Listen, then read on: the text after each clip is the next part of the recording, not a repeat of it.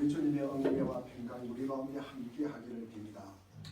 우리는 하나님 앞에서 네 가지 복을 바치면서 오늘은 다섯 번째 복을 받기를 원합니다.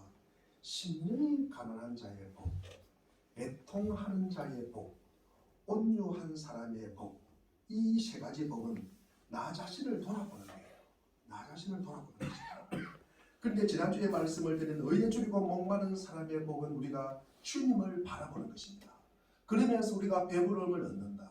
그리고 우리에게 큰 만족을 주신다는 말씀입니다. 그 다음으로 오늘 다섯 번째 복은 우리가 어디로 봐야 하는 것인가. 나를 보고 애통해하고 울고 하나님을 보고 위로받고 공급받으면 이제 나의 눈이 어디로 향해야 됩니까? 나의 관심이 어디로 가야 합니까? 어디로 가야 하겠습니까? 이번에는 나를 받고 우리가 주님을 봤으면 이번에는 이웃을 향해야 하는 것입니다. 이것이 기독교입니다. 기독교는 하나님과 나만이 아는 신비로운 영적 체험이 있고 아무도 침범하거나 헤아릴 수 없는 비밀이 있습니다. 이것은 내 속에만 감추고 있다면 별 의미가 없습니다.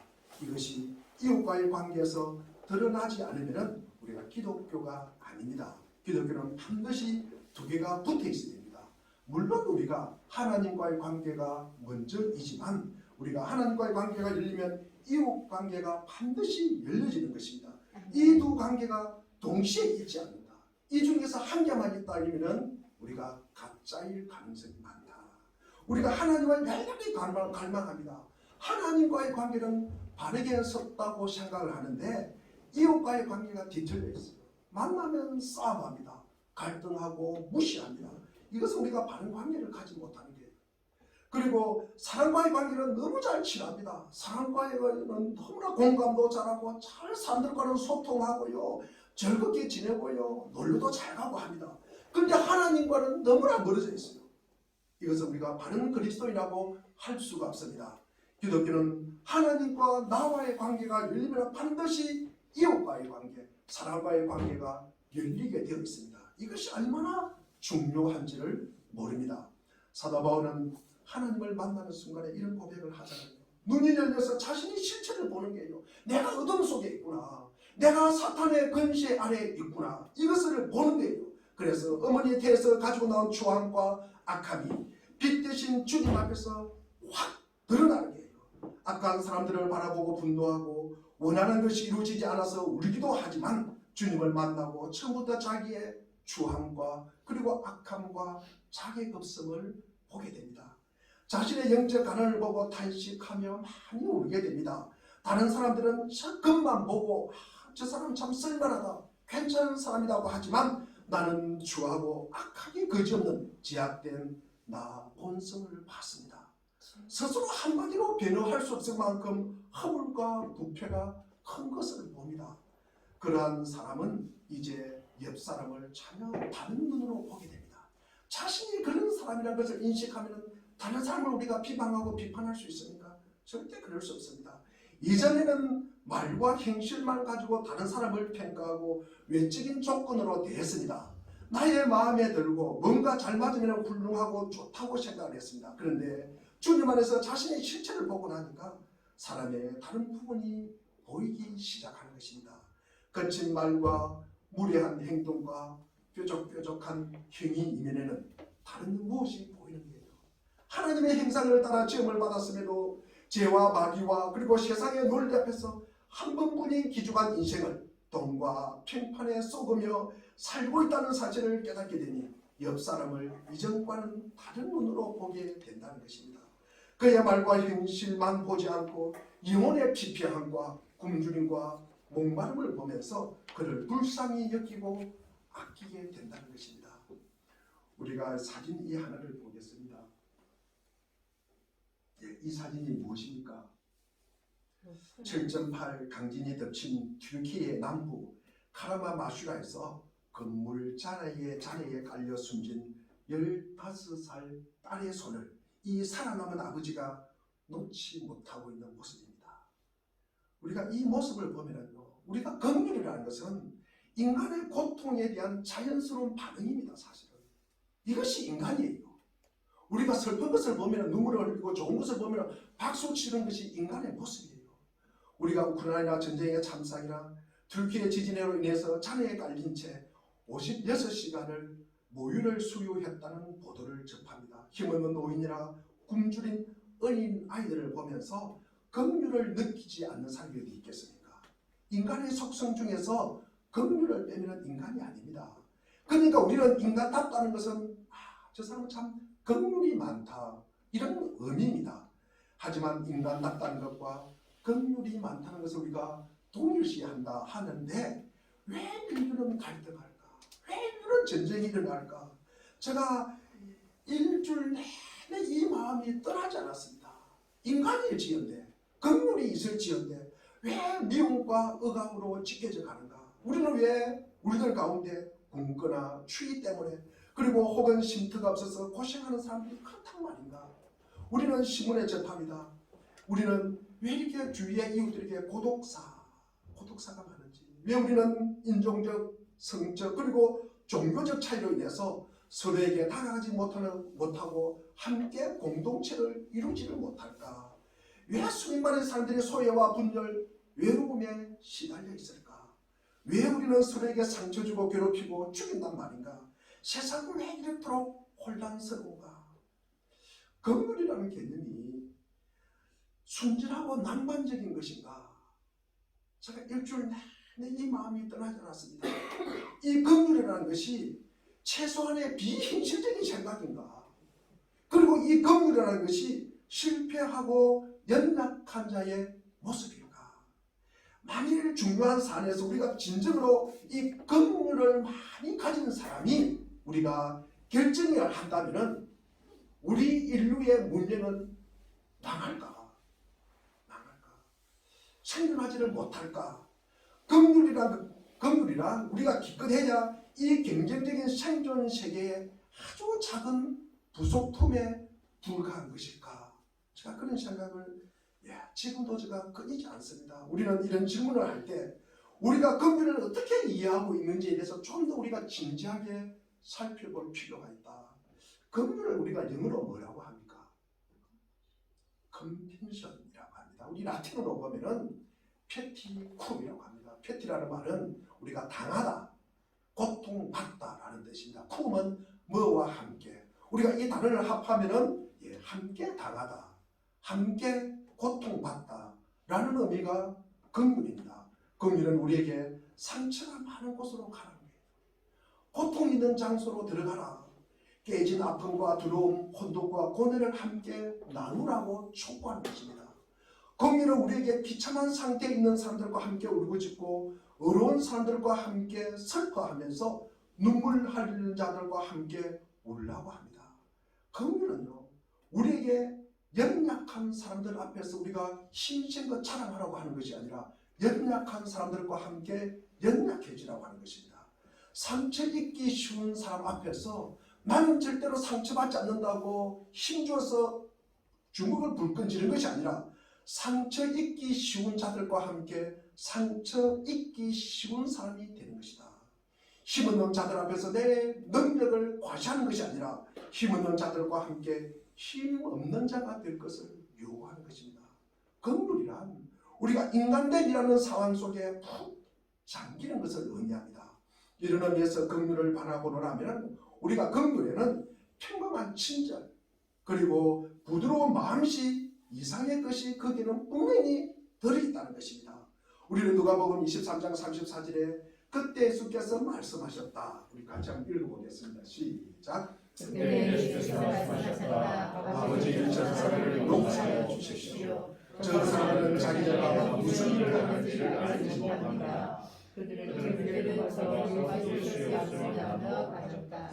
이것이 바로 주께서 십자가에 달려 돌아가시며 마지막으로 하신 기도 중에 하나입니다. 주님을 조롱하고 우리 주님을 손가락질하고 저주하는 저주를 퍼붓는 그 무리들 앞에서 이 기도를 드리는 것입니다. 저들은 자기들이 하는 것이 무슨 일인지를 알지는 못합니다. 눈이 감겨있어 봐야 할 것을 보지 못하고 알아야 할 것을 알지 못하는 참으로 어리석고 불쌍한 영혼들입니다. 아버지, 저들의 죄를 사하여 주옵소서. 그런데 주님만이 그러한 기도를 드리는 것이 아니라 초대교회 스데반도 똑같이 이 기도를 드립니다. 자기에게 돌을 던지고 목숨을 앗아가는 무리들을 향해서 무릎을 꿇고 큰 소리로 사도행전 7장 60절에 보니까 주여 이 죄를 그들에게 돌리지 마옵소서라고 기도합니다. 다시 말해 스데반은 그들은 지금 자신들이 하고 있는 일이 무엇인지를 모릅니다. 행위와 말이 악한 것은 틀림없지만 눈먼 자처럼 반야 것을 보지 못하고 자기가 하는 일이 무엇인지를 모릅니다. 저들의 죄를 용서해 주십시오 라고 그들을 위해 기도했다는 말입니다. 이것이 성도이고 이러한 성도들의 모임이 교회입니다. 우리는 얼마나 불완전한 존재일까. 성도가 된 이후에도 누구를 용서하기보다는 상대방보다도 더 많이 갚아줘야 속이 시원하고 그가 얼마나 나쁜 사람인지를 한꺼번에 터뜨려서 영혼을 상하게 만들어야 그 영혼을 갈기갈기 찢어버려야 분이 풀리는 죄인들입니다. 이 같은 우리들의 입에서 주님 그들의 죄를 용서하여 주옵소서 이런 서대방과 같은 기도가 나오도록 주께서 우리의 심령을 바꿔주시는 것은 우리가 성도로서 이 땅을 사랑하면서 경험하는 영광 중에서 가장 큰 영광입니다. 성도는 겉으로 드러나는 행실과 모습만 보지 않습니다. 그들이 하는 일들만 보지 않습니다. 보복하거나 변명하거나 권리를 주장하려 들지 않습니다. 주님께서 마태복음 5장 세계명을 주시면서 착한 행실을 주님 율법의 요구에 충족하려고 하지 말고 하나님의 사랑과 예수 그리스도의 은혜에 대한 반응의 요구로 행하라는 것입니다. 즉 그의 마음의 동기와 의도를 보시는 주님이십니다. 성도가 되고 교회의 중직자가 되었을지라도 부패한 본성의 한계를 지님으로 넘어지는 모습을 수없이 봐왔기 때문입니다. 성도는 사람들이 넘어지고 실패하고 마귀에게 쏟고 아직 눈이 열리지 않아 행하는 어리석은 행위를 비난하지 않습니다. 행위와 말만 가지고 사람들을 평가하지 않고 보복하려 들지 않습니다. 따뜻함이 가득한 눈으로 불쌍히 여기고 아낍니다. 이웃의 잘못이나 그리고 성도에게 아픔이 있으면 내 잘못을 함께 범한 사람인 것처럼 회개하게 되는 것입니다. 그들의 허물을 덮어주려 하고 중심의 공허함과 고통을 읽어내고 그들을 긍휼이 가득한 눈으로 받아내고 아껴줍니다. 그러한 사람이 성도이고 그러한 공동체가 교회입니다. 남의 말 할 것 없이 내 안에 수많은 죄와 악함을 봤습니다. 그렇게 탄식하며 나를 향해 사형 선고가 내렸는데도 하나님은 나같이 허물이 많고 악한 것을 덮으시고 가리시고 예수의 완전한 의로 나를 어렵다고 여기시고 나를 살리시는 모든 복과 부여를 자격 없는 나에게 거저 주셨습니다. 그래서 우리도 누군가를 그런 눈으로 바라보는 것이에요. 우리는 이렇게 아마 종종 말할 것입니다. 너가 진짜로 회개하면 내가 용서할 의향이 있다. 가까운 사람들에게, 자녀들에게, 그리고 사랑하는 사람에게 이런 말을 자주 합니다. 우리 사랑하는 물된 동산교회 교회 여러분, 우리가 진짜로 회개했습니까? 우리가 진짜로 회개한 의미로 그래서 우리 주님께서 우리를 용서해 주셨습니까? 우리는 여전히 나빴고 악했습니다. 우리가 스스로 가슴을 찢으려고 하지 않는 나쁜 사람일 때 하나님은 아들을 내어주시고 그 아들을 십자가에 못 박아서 우리를 은혜의 보좌 앞으로 불러주셨습니다.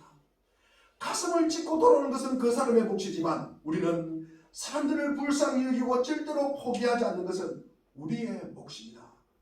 하나님의 눈과 주님의 눈으로 사람을 긍휼히 여기고 그들의 실패와 뽀족뽀족함, 어리석은 행위와 말을 따뜻한 마음으로 받아내는 생명의 공동체가 교회입니다. 우리는 불완전하고 자주 실패합니다. 하나를 잃으면요 2배로 보복하는 나쁜 본성을 여전히 가지고 있습니다. 한마디 싫은 소리 들으면요 10마디로 그의 약점을 찾아서 퍼부어야 직성이 풀립니다. 그러나 어리석고 말을 안 듣는다 할지라도 주님의 귀한 마음을 담아서 그분의 영광스러운 흔적이 묻어나도록 하는 그곳에 지상에 교회가 세워지고 성도가 세워지는 것입니다. 실패도 괜찮습니다. 원하는 만큼 충분히 바르게 사랑하지 못해도 괜찮습니다. 다시 일어나서 용서하고 그들을 탓하지 않고 대하기 어렵다고 말하지 않고 긍휼 가득한 눈으로 받아내고 아끼고 힘써 사랑합시다. 꼭 그렇게 해야 합니다. 아멘. 이 땅 곳곳 한번 세상을 보십시오. 헌데와 상한 데가 얼마나 많습니까? 그러한 곳에 성도 한두 사람이 흩어져서 주님의 마음으로 살아간다고 한번 생각해 보십시오. 얼마나 많은 사람이 힘을 얻고 중심이 변화를 받겠습니까? 그때 성도는 주님의 긍휼과 자비가 무엇인지를 알고 그분의 마음을 사람들에게 흘려보내며 살아가는 은혜와 영광을 누리게 됩니다. 또 긍휼을 드린다. 이게 우리가 헬라어로 우리가 엘레오스라고 합니다. 불쌍한 생각이 든다. 불쌍한 생각이 든다는 뜻만 있는 것이 아니라 마음에 불쌍한 생각이 드는 것도 참 귀하지만도 행동도 같이 그 안에 들어있는 것입니다. 마음만 있는 것이 아니라 행동도 함께 들어있다는 것입니다. 그것이 긍휼히 여긴다는 말의 뜻입니다. 사람이 너무 불쌍하기 때문에 불행한 자리에 벗어날 수 있도록 어떤 객가된 지불하고 도와준다는 것이 포함된 말입니다. 우리는 누가복음 10장을 보면 한 율법교사가 예수님을 시험하고자 나와서 25절에 보니까 내가 무엇을 하여야 영생을 얻으리까? 라고 묻습니다. 우리 25절 한번 읽어보겠습니다. 시작. 어떤 율법교사가 일어나서 예수를 시험하여 말하였다. 선생님, 내가 무엇을 해야 영생을 얻겠습니까? 이어서 우리 26절에 보면 예수께서 율법에 무엇이라고 기록되었으며 내가 어떻게 읽느냐라고 반문하시자 27절에 예수님은 하나님을 사랑하고 또한 내 이웃을 내 자신같이 사랑하라 하였나이다 라고 대답합니다. 예수님께서 28절에 이를 행하라고 하시자 율법교사가 자기를 옳게 보이려고 자기를 자랑하고 싶어가지고 29절에 내 이웃이 누구니까 라고 묻게 됩니다. 이 예수님은 선한 사마리아인의 비유를 들어서 가르쳐 주십니다. 어떤 사람이 여름으로 내려가는 길에 강도를 만나서 가진 것을 전부 빼앗기고 옷까지 빼앗겨 발가 벗겨진 채 길에 피를 흘리며 쓰러지는데 그를 보는 사람이 그를 지나쳐갑니다. 제사장도 레위인도 그를 피해서 가는데 오직 사마리아 사람만이 그를 불쌍히 여겨서 걸음을 멈추고 그에게 가까이 가서 상처를 싸맨 다음에 나귀에게 싣고 주막에 데려다 주고 비용을 지불하고 잘 봐줄 것을 부탁을 합니다.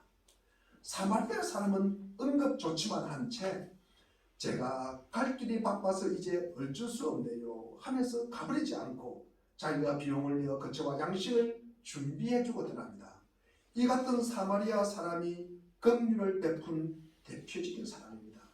이야기를 마친 예수님이 36절에 내 생각에는 세상 중에 누가 강도 만난 자의 이웃이 되겠느냐 하고 물으시자 바리새인이 사마리아 사람이라고 말하지 않고 뭐라고 이야기합니까?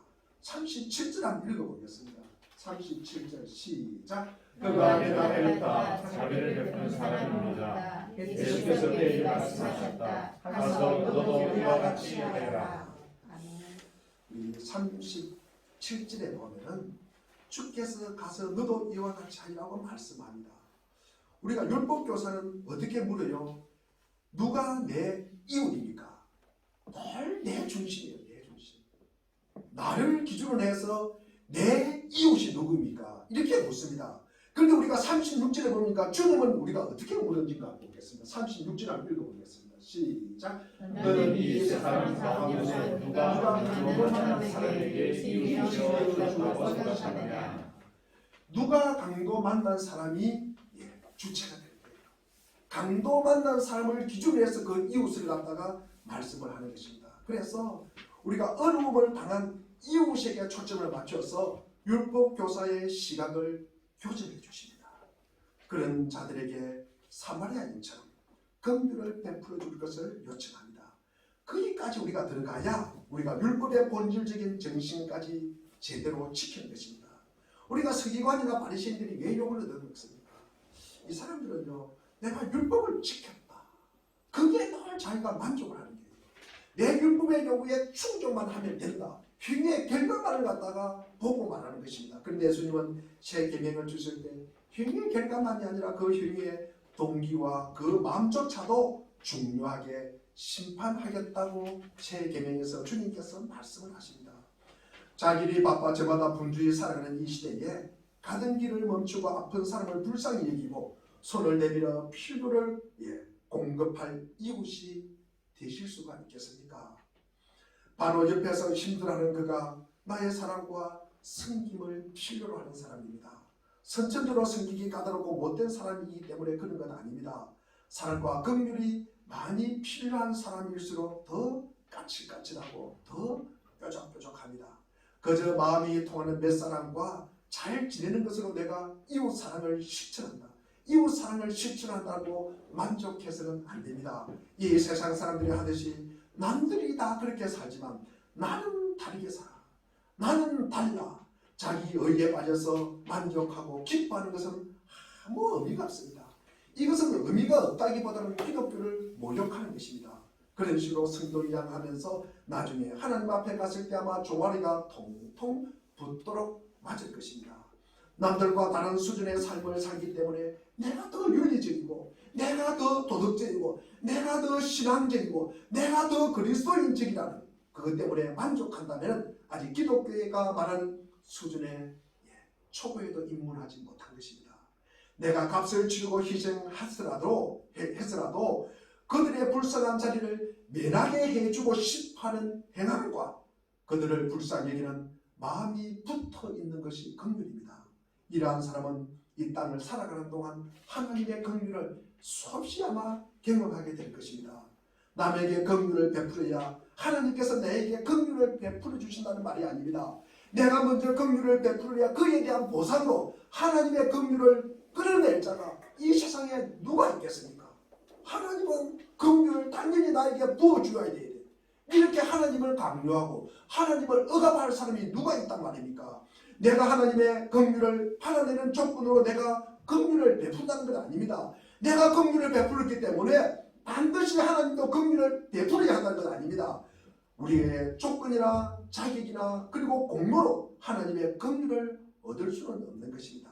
하나님이 내게 베푸신 귀한 긍휼을 보고 나니까 나를 향한 이웃의 작은 허물과 죄를 용서하게 되고 그들을 불쌍히 여기며 필요한 것을 공급하는 행동이 뒤따라서 오는 것입니다. 내가 하나님으로부터 받은 긍휼로부터 그러한 긍휼을 행하기 때문에 하나님이 더 큰 긍휼을 우리가 누리게 되고 그리고 맛보는 복이 우리 성도의 삶에 있는 것입니다. 우리가 가난한 사람을 보고 그리고 불쌍한 사람을 보고 연약한 이웃을 보면은 긍휼함을 느낀다는 것은 바로 하나님의 은혜입니다.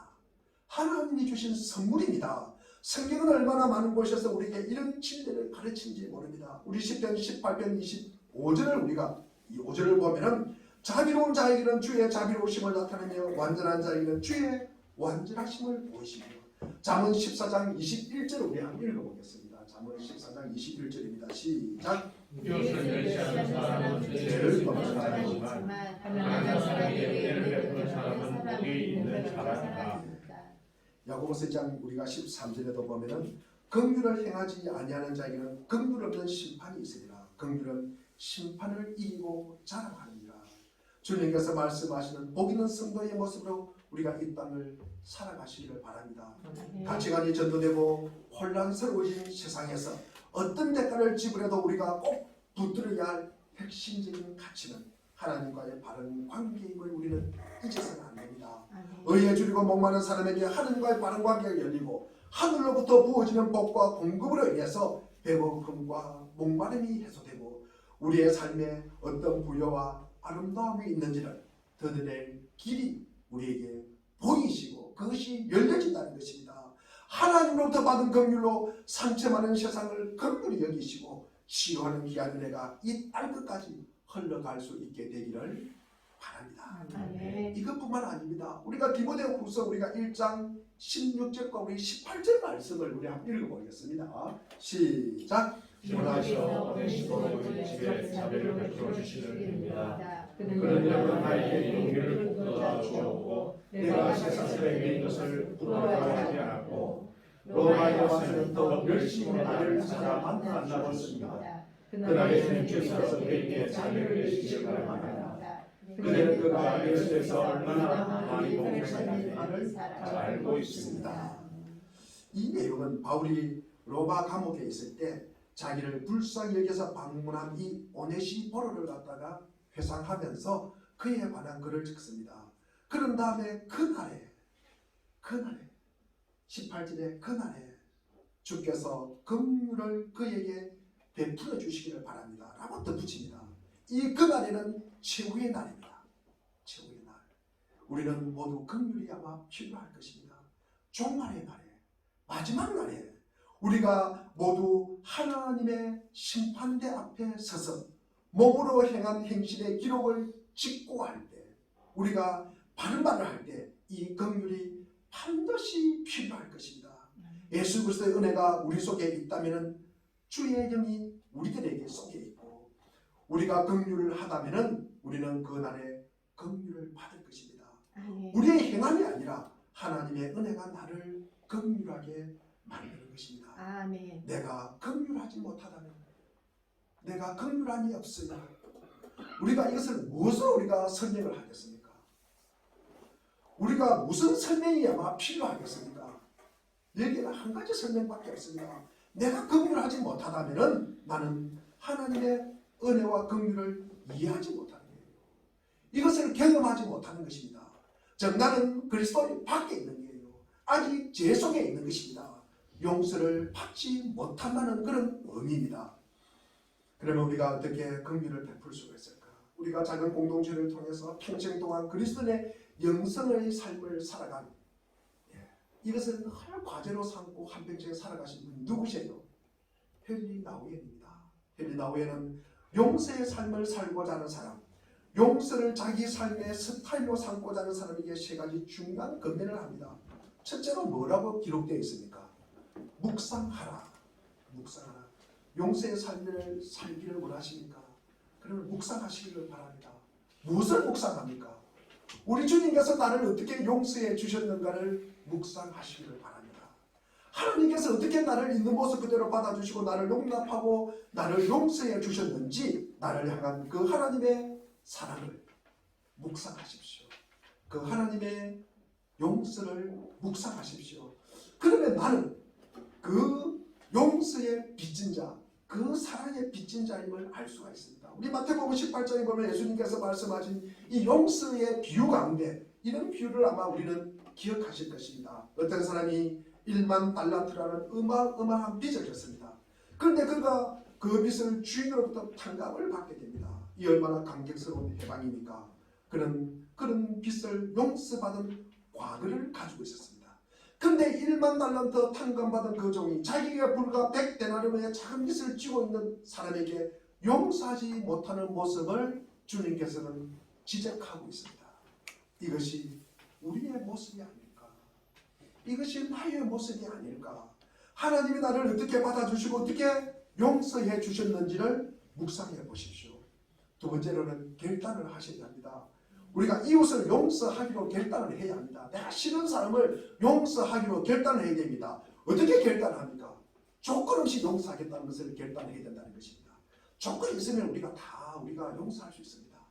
내가 잘하는 사람에게 내가 용서할 수 있습니다. 조건에 익숙한 현대인들은 조건 없는 용서라는 것을 우리가 받아들이기 힘들어요. 우리는요, 주고받는다. 우리가 주고받는다.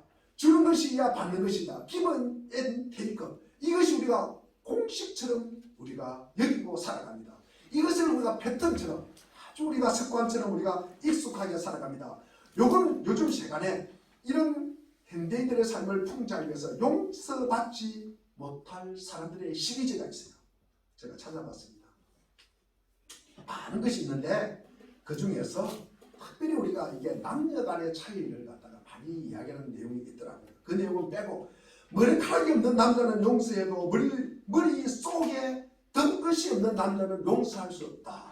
이런 내용이 있어요. 그리고 과거 있는 사람은 용서해도 뭐한 사람은 용서할 수 없다? 미래가 없는 사람은 용서할 수 없대요. 그래서 우리는 현대인들은 늘 이 용서는 조건적으로 우리가 이렇게 얽혀져 있더라고요. 그러나 주님이 우리를 어떻게 받아들였습니까? 그것은 조건 없는 용서잖아요. 그러면 우리는 조건 없이 우리 이웃을 용서할 수 있어야 합니다. 우리는 조건 없이 형제를 용서하고 남편을 용서하고 아내를 용서하고 우리가 조건 없이 이웃을 그리고 함께 우리의 공동체 생활하는 모두를 우리가 용서할 수 있어야 합니다. 우리가 이런 결단이 꼭 필요합니다. 우리가 조건적으로 우리가 용서를 하면 용서하지 못할 사람이 없습니다.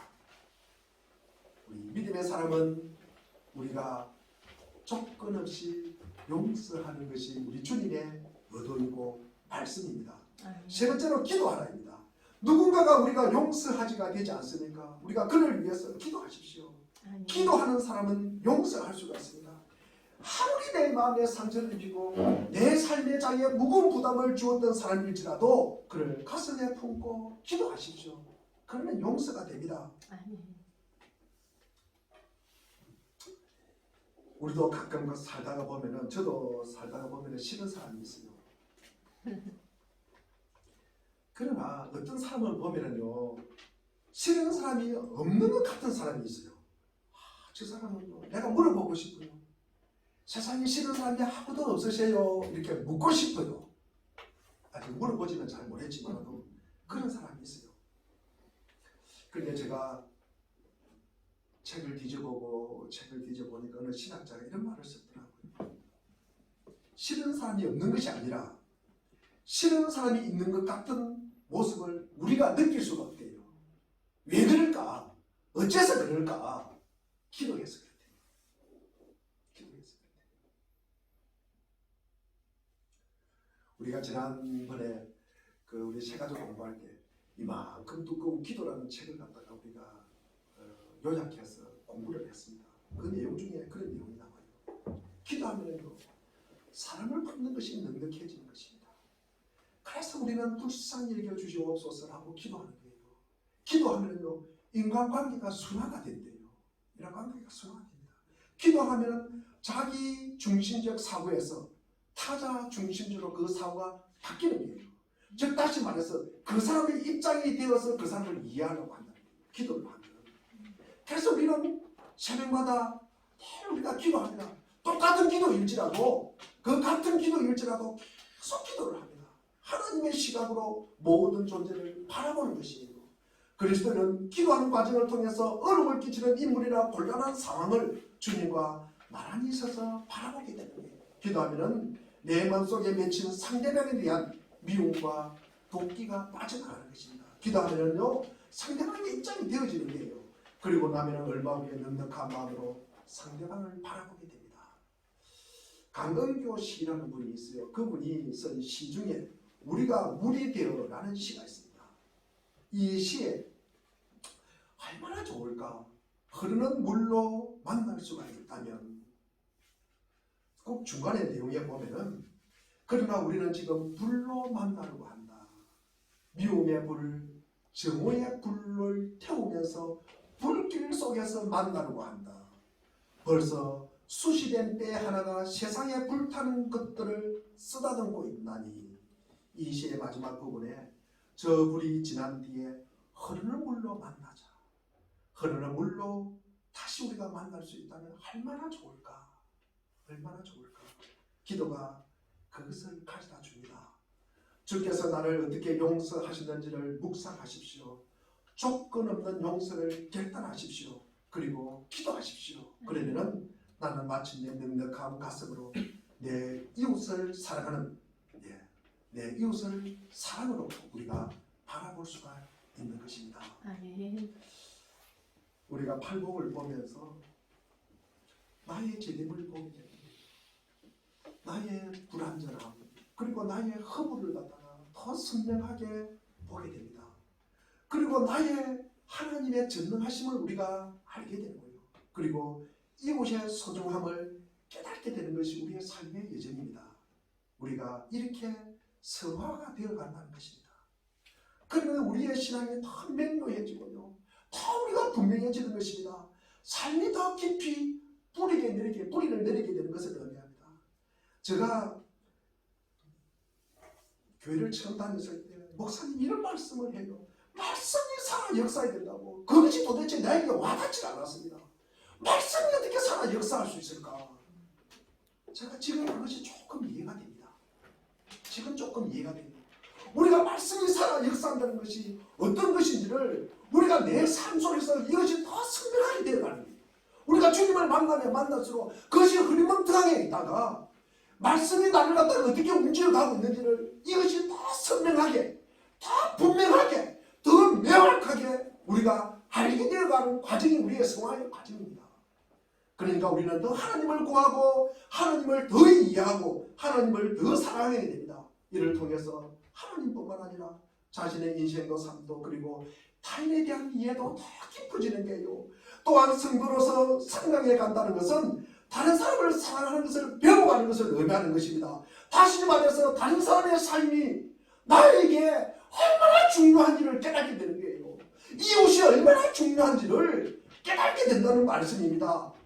이 말씀이 우리가 이웃을 사랑한다는 말이에요. 우리가 타인을 진심으로 생각하고 걱정하게 돼요. 더 도와주고 싶은 게요. 나가 더 좋은 친구, 더 나은 우리 공동체의 구성원 그리고 가족 구성원이 되어가는 것입니다. 우리의 말이 더 통찰력 있어지고 더 신중하면서 타인을 기쁨으로 주고 그리고 동시에 더 현실성 있게 되어가는 것입니다. 현실에서 느끼는 인간의 한계와 필요 속에서 하나님 앞에 정직하게 기도로 구하고 하나님이 어떤 분이신지를 알아가는 거예요. 즉 인생의 목적을 깨달고 무엇을 시작해야 하는지를 뚜렷이 우리가 알게 되고 그것을 실천하며 사는 것이에요. 선한 것에 진심으로 감사하고 동시에 인생의 어려움 그리고 고통 그리고 질병 죽음조차도 우리가 정직하게 직면하는 것입니다.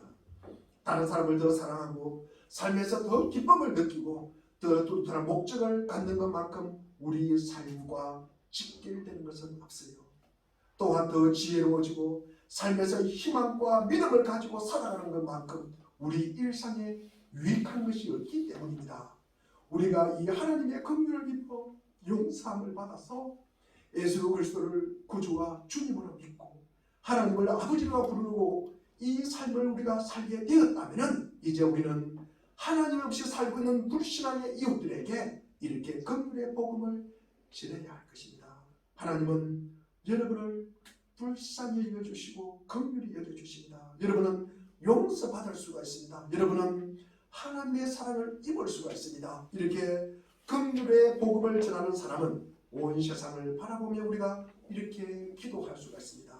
주님이여 주의 긍휼을 나에게 부어주옵소서. 주의 긍휼을 우리 모두에게 부어주옵소서.